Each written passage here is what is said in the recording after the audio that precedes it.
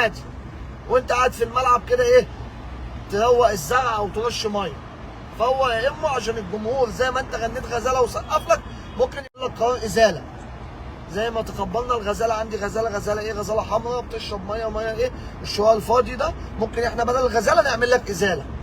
عشان انت مستواك النهارده زي الزفت ومستحملينك ومتنجم وقاعد بتاخد في بطولات ما تحلمش بيها. وقلناها لك تاني، ان شاء الله ناخد كاس التحدي في نص نهائي 14 12 الانتر كونتيننتال، وهتاخد بطل الخمس قارات، وهنخمس في وش البعده عشان الحسد.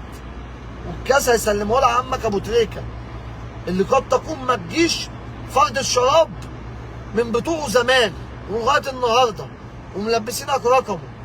اصحى يا امه، اصحى يا امه، عشان اللي انت بتعمله ده عبط وهبل ومش في مصلحتك. بس ده بالنسبه للدش اللي المفروض انت كنت تاخده، وبالنسبه لمستواك مستوى